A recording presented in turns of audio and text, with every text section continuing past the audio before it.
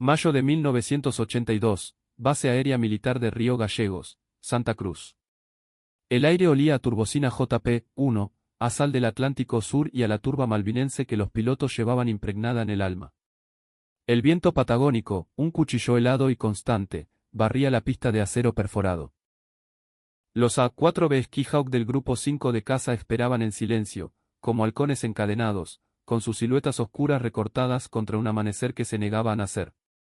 El cielo todavía era de un negro profundo. Las estrellas de la Cruz del Sur parpadeaban sobre el horizonte helado, pero los hombres que caminaban sobre esa pista sabían que, antes de que el sol de la tarde comenzara a caer, ese cielo sobre las islas estaría en llamas. El teniente Mateo Rojas se detuvo frente a su avión. Matrícula C-225. Una 4B Skyhawk, un halcón, con la pintura gastada por el viento y la sal, y con las alas cargadas con 3 bombas MK-17 de 1000 libras cada una. Todavía no tenía 25 años. Pasó la mano, cubierta por el guante de vuelo, sobre el fuselaje remachado y sintió el frío del metal. Llevaba apenas un mes en esta guerra. Había visto a la patria entera celebrar la recuperación de las islas. Había visto a compañeros despegar para no volver, devorados por los jeries ingleses o por la muralla de misiles de la flota pirata. Pero esta mañana era diferente. Esta mañana, por primera vez, no sentía el miedo paralizante de los primeros días. Sentía otra cosa. Una rabia fría, una determinación de acero. En sus propias palabras, grabadas décadas después en los archivos de la Fuerza Aérea Argentina, Rojas recordó ese amanecer con una claridad que lo perseguiría por siempre. Dijo, le puse la mano encima al avión y no sentí miedo. Sentí que tenía una deuda. Con los pibes que ya no estaban. Con la patria. Una deuda que solo se podía pagar allá, a 10 metros sobre las olas, entrando en la boca del lobo. A casi 700 kilómetros al este, sobre la cubierta del portaaviones HMS Hermes, en el corazón de la Task Force 317, otro hombre también tocaba su avión. El teniente de vuelo Alistair Finch tenía 30 años. Era de Yorkshire, hijo de un minero. Se había graduado en la cima de su clase en la RAF. Su máquina, un Sea Harrier FRS-1, era el pináculo de la tecnología británica. Con su capacidad de despegue vertical, su radar Blue Fox y sus misiles AIM-9 de Binder, era el arma perfecta para esta guerra. En su diario personal, hoy en el Imperial War Museum de Londres, Finch escribió esa madrugada. Les escribí a mis padres. Les dije que el paisaje del Atlántico Sur es desolador y magnífico. No les dije que los pilotos argentinos que enfrentamos son o los más valientes o los más locos que he visto. Vienen a morir con una determinación que no logro comprender. 2 hombres, 2 aviones, el mismo cielo helado, destinos opuestos. Pero para entender lo que iba a suceder en las próximas horas, hay que entender por qué este enfrentamiento no debía ser una batalla. Debía ser una masacre. Desde el inicio del conflicto, la Fuerza Aérea Argentina había demostrado un coraje que asombró al mundo. Sus pilotos, los halcones, volaban en máquinas de la era de Vietnam. El Douglas A-4 Skyhawk era un avión noble, duro, confiable. Pero era un diseño de los años 50.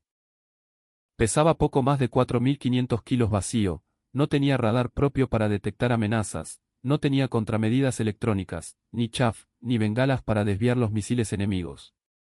Su única defensa era la velocidad subsónica y una táctica demencial, el vuelo rasante. Volar a 900 km por hora a solo 10 metros de las crestas de las olas para pasar por debajo del lóbulo de los radares de los destructores británicos tipo 42. Un solo error de cálculo, una ola un poco más alta, y el avión se desintegraba contra el mar sin que el enemigo disparara un solo tiro. Los pilotos argentinos habían sacrificado cualquier margen de seguridad en el altar del coraje y la sorpresa. El Sea Harrier FRS-1 era exactamente lo opuesto. Hawke C. Delay lo construyó para ser el perro guardián de la flota. Era un caza V/diagonal Stoll, capaz de despegar y aterrizar casi en cualquier lugar. Equipado con un radar de pulso Doppler Blue Fox y, más importante, con la última versión del misil aire-aire más letal del mundo, el AIM-9 de Binder. El Lima, como lo llamaban los pilotos de la OTAN, era una pesadilla. Podía enganchar un objetivo desde cualquier ángulo, no solo por la espalda persiguiendo el calor del motor. Tenía un alcance de 18 kilómetros. Podía ser disparado y olvidado. Un piloto de Gerie podía destruir un avión argentino antes de que el piloto argentino supiera que estaba allí. No era una pelea justa.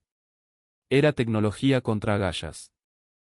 El primer teniente Héctor Sánchez, piloto de IA Dagger, escribió en una carta a su hermano la noche antes de una de las misiones sobre San Carlos: por primera vez en mi vida, no me preocupa lo que el enemigo tiene. Eso ya lo sé. Tienen todo. Me preocupa si voy a tener suficiente combustible para volver. La ida es por la patria, la vuelta la decide Dios. Pero las máquinas no contaban toda la historia. Detrás de cada Skyhawk había un piloto argentino que conocía esas islas como la palma de su mano, que las llamaba por su nombre, Malvinas, y que estaba dispuesto a entregar la vida por ellas. La preparación británica era impecable, sus pilotos eran profesionales de élite. Pero los argentinos tenían algo que ningún manual de la OTAN podía enseñar: peleaban sobre su propio suelo, sobre su propio mar. El almirante John Sandy Woodward, comandante de la Task Force británica, tenía una flota formidable protegiendo el desembarco en San Carlos. 2 portaaviones, destructores, fragatas, un escudo de misiles Sea Dart y Sea Wolf. Sobre el papel, su Bomb Valley era impenetrable. Lo que Woodward no había calculado del todo era la tenacidad suicida de los halcones argentinos. En su puesto de mando, sabía que los ataques vendrían. Lo que no sabía era que del otro lado del horizonte lo esperaba una generación de pibes que habían decidido reescribir la historia con sangre y fuego, volando a ras del agua. Y a las 11 de la mañana de ese 21 de mayo de 1982, mientras Mateo Rojas ajustaba su máscara de oxígeno y Alistair Finch sellaba la cúpula de su Gerie, ninguno de los dos sabía exactamente lo que vendría. Pero ambos lo sentían en los huesos. El cielo sobre el Atlántico Sur se mantenía de un gris plomizo, indiferente, como si ya supiera la cantidad de sangre joven que estaba a punto de absorber. Las 2:30 de la tarde del 21 de mayo llegaron con una calma que engañaba a cualquiera que no estuviera mirando una pantalla de radar. En el centro de información de combate de la fragata HMS Brilliant, el operador de radar llevaba 20 minutos con los ojos clavados en la pantalla, barriendo el oeste, hacia la costa argentina. De pronto, la señal apareció. No fue un punto. Fue un eco fugaz, intermitente, casi indistinguible del oleaje. Una bandada de pájaros, quizás. Pero se movía a 500 nudos. El operador tomó el micrófono, su voz con un acento cockney que cortaba la tensión. Vampire, Vampire, Vampire. Múltiples contactos, rasantes, entrando por el oeste, sector Fanning Head. El almirante Woodward, a bordo del buque insignia HMS Hermes, escuchó el reporte, miró el horizonte vacío al oeste y dijo una sola frase: vector de Cap, now. En la base de Río Gallegos, la orden había sido simple y brutal. El capitán que lideraba la escuadrilla, Toro, reunió a sus pilotos. Señores, la flota está en el estrecho de San Carlos. Ahí es donde están desembarcando. Vamos a entrar por el norte, pegados al agua. El objetivo es cualquier buque que se mueva. No hay retorno sin lanzar las bombas. Por Dios y por la patria. Vuelen bajo, carajo. Mateo Rojas ya estaba en su cabina. Motor encendido. El silbido agudo del motor Pratt y Whitney J-52 llenó su cuerpo entero, una vibración que sentía desde los pies hasta la mandíbula. A su derecha, el teniente, el turco, Asad, su numeral, levantó el pulgar desde la cabina vecina.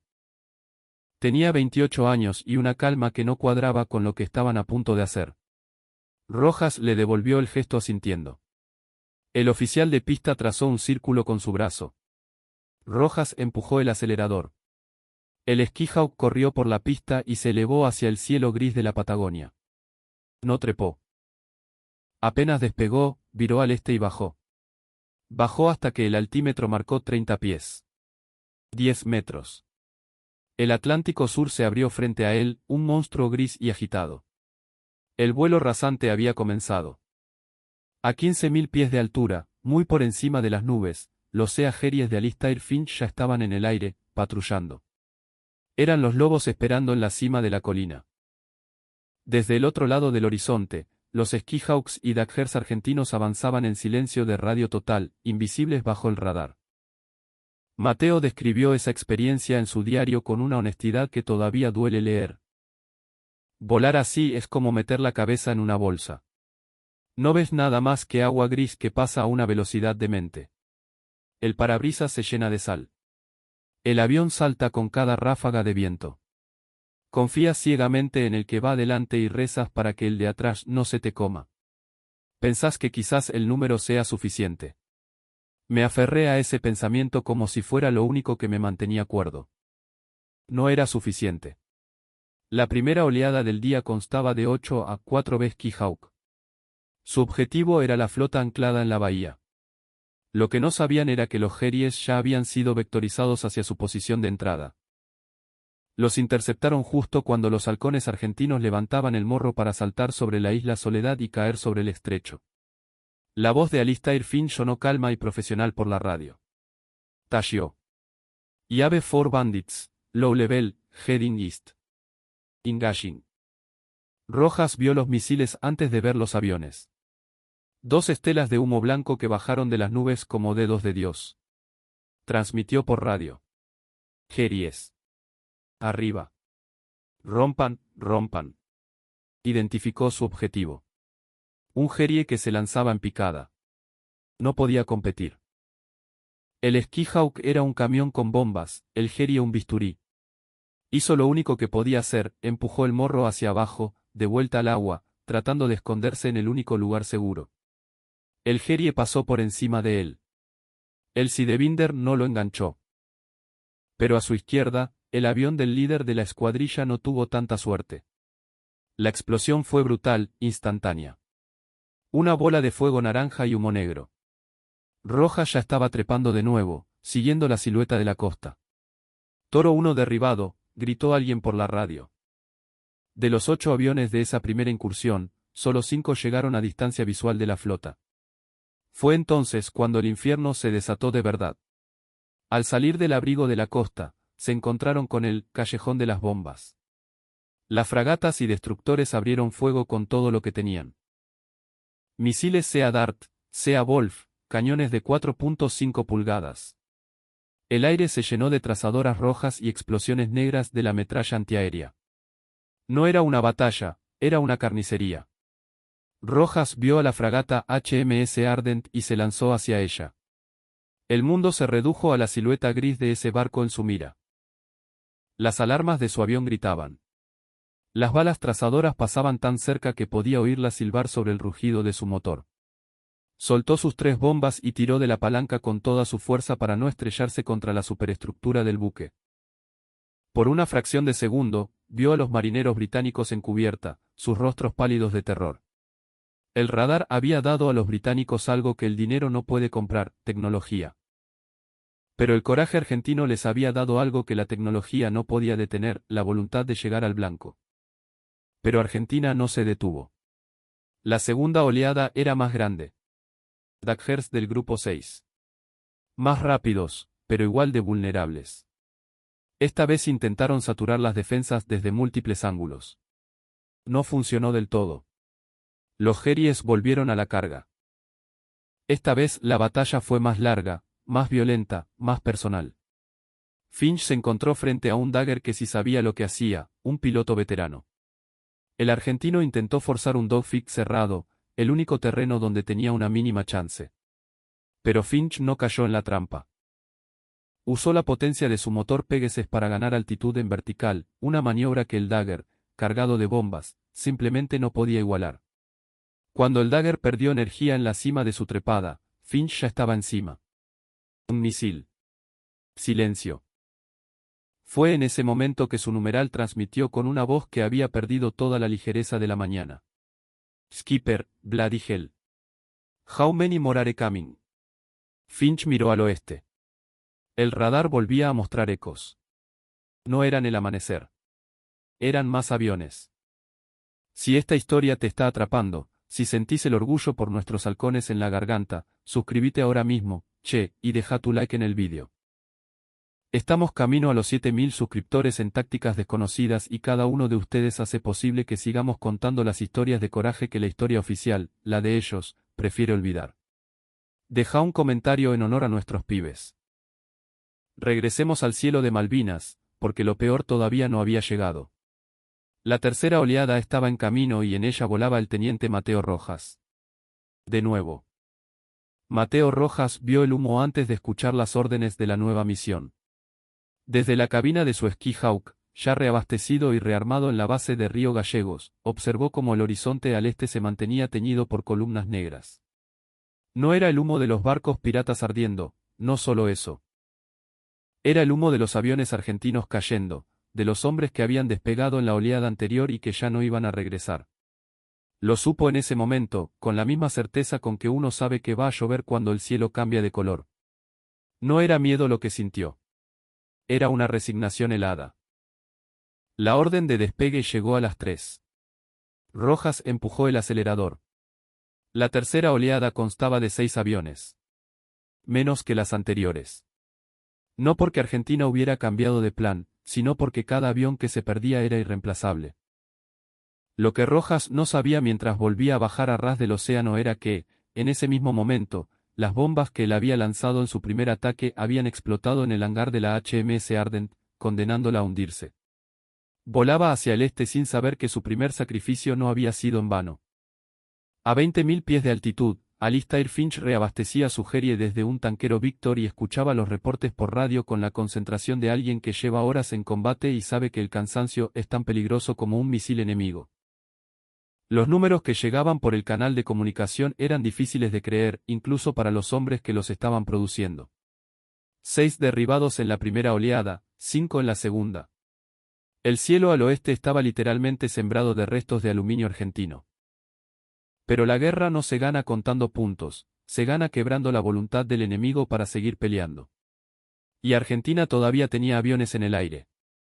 El primer aviso de la tercera oleada llegó a los controladores del HMS Hermes a las 3:22. La voz del operador de radar tenía un tono diferente al de la mañana. No era urgencia, era algo que se parecía más a la fatiga, lo cual era quizás lo más aterrador de todo. Tercera formación entrante, 6 unidades aproximadas, vuelo rasante, mismo corredor.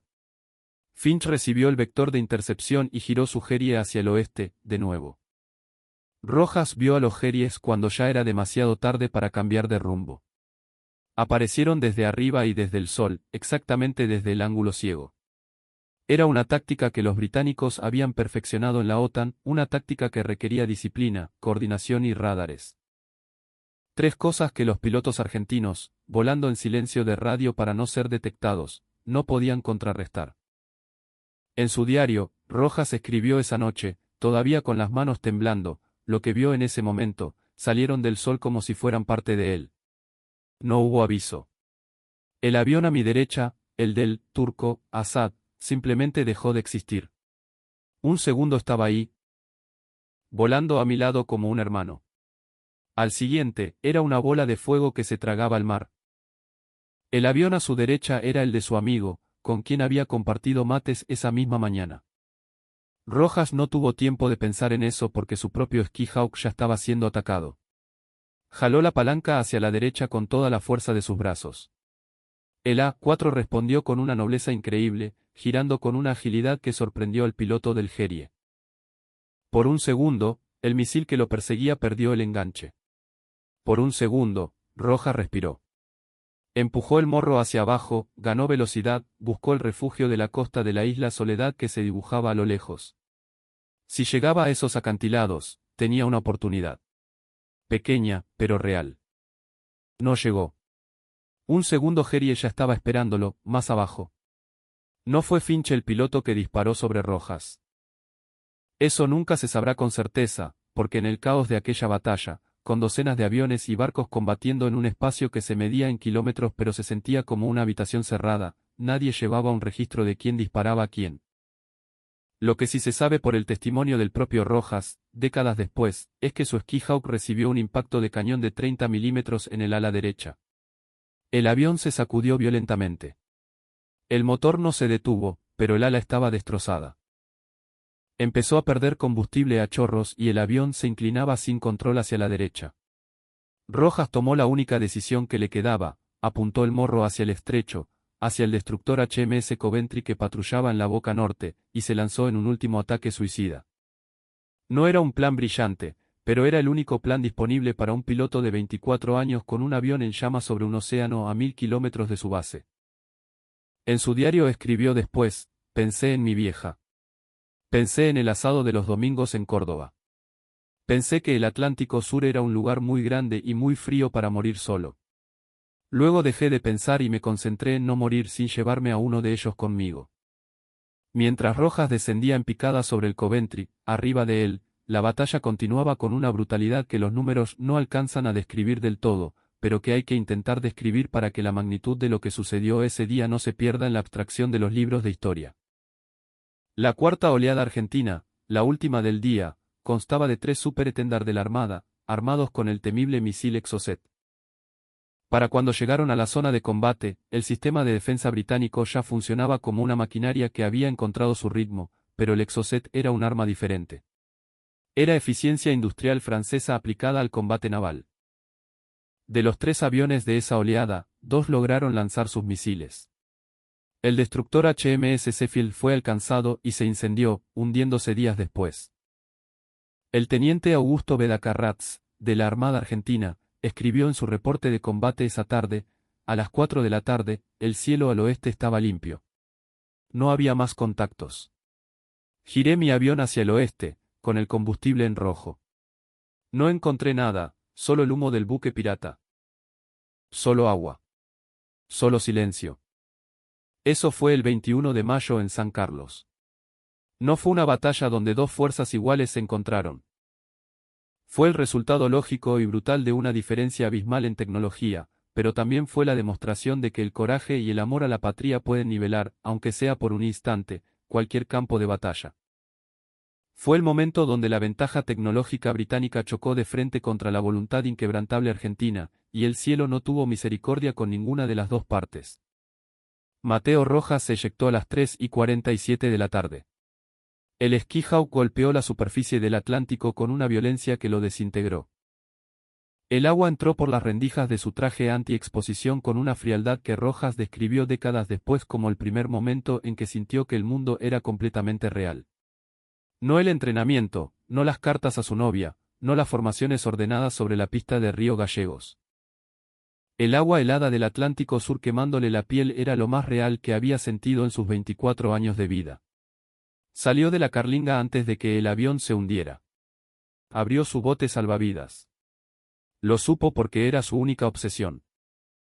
Flotó durante 6 horas en un océano que no tenía fondo visible y un cielo que seguía lleno del humo de otros hombres que no habían tenido su misma suerte.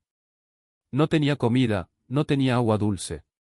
Tenía una pequeña brújula que no le servía de nada porque no sabía hacia dónde remar. Lo que tenía, según sus propias palabras, era la imagen del rostro de su madre y la obstinada convicción de que morir de espaldas mirando el cielo de Malvinas no era la forma en que su historia debía terminar. Un helicóptero Sea King británico lo rescató al anochecer.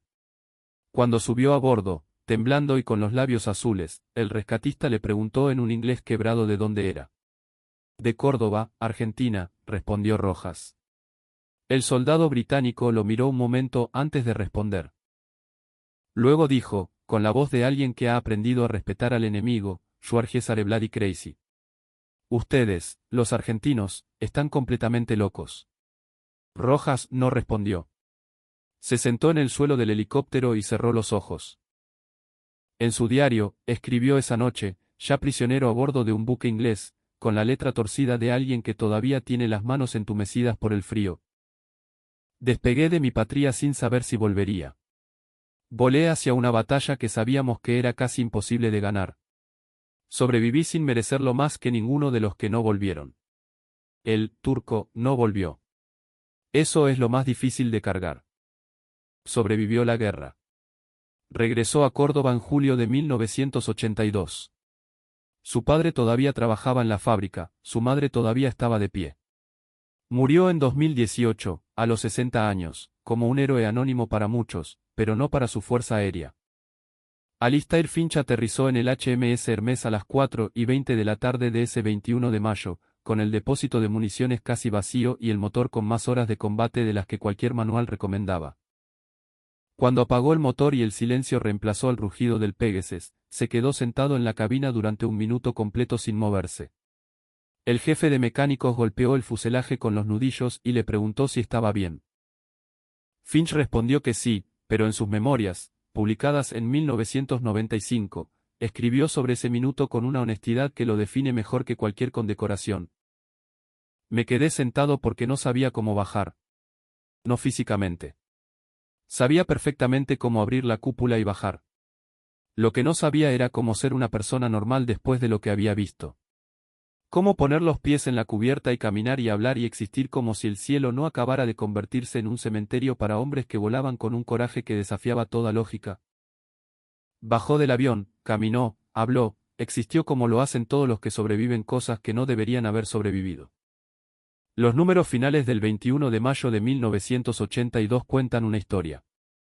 Argentina lanzó más de 50 salidas de combate. Al final del día, 10 aviones habían sido destruidos. Decenas de pilotos y tripulantes murieron. Del lado británico, la HMS Ardent se hundió, la HMS Argonaut y la HMS Brilliant fueron dañadas. Más de 20 marinos británicos murieron ese día. 10 contra 1. Pero también un buque de guerra hundido. El almirante Woodward, al recibir el reporte completo, dijo, han pagado un precio terrible. Pero nos han hecho sangrar. Y volverán mañana. Tenía razón. Volvieron al día siguiente. Y al otro. Y siguieron volviendo hasta el último día de la guerra. Los pilotos que murieron eran irreemplazables, no porque no existieran más hombres valientes en Argentina, sino porque el tiempo y las máquinas eran limitados. La industria británica era un gigante. Argentina no podía competir con esos números, nunca pudo. Y los días de mayo de 1982 fueron los días en que esa imposibilidad se volvió visible para el mundo entero. Pero también fue el momento en que el coraje de sus pilotos se volvió una leyenda. Lo que vino después fue una consecuencia directa de esos cielos en llamas sobre el estrecho de San Carlos. La Fuerza Aérea y la Aviación Naval Argentina no pudieron detener el desembarco, pero convirtieron la victoria británica en una victoria pírrica, costosa en sangre y en material. La historia grande casi siempre empieza en un momento pequeño que nadie reconoce como decisivo. Un operador de radar que ve un eco fugaz. Un capitán que dice simplemente, vuelen bajo, carajo. Un pibe de 24 años que cuenta los segundos mientras el océano helado intenta tragárselo. Un piloto enemigo que se queda sentado en su cabina un minuto extra porque no sabe cómo volver a ser una persona normal después de presenciar un acto de valentía tan puro. Esos son los momentos reales de la historia. No los discursos, no los monumentos, no las fechas impresas en los libros de texto. Los momentos reales son los que ocurren cuando los hombres solo están intentando sobrevivir al siguiente minuto, cuando el cielo está en llamas y el océano espera abajo. Y la única pregunta que importa es si vas a seguir volando o no. Esos días sobre el mar de las Malvinas, algunos siguieron volando. Y la patria nunca los olvidará por eso. Si llegaste hasta aquí, déjame tu comentario con lo que más te impactó de esta historia de nuestros halcones. Cada comentario le dice al algoritmo que este contenido vale la pena y nos ayuda a seguir contando estas historias de nuestros héroes que merecen ser recordadas por siempre. Honor y gloria a los caídos en Malvinas. Nos vemos en la próxima táctica.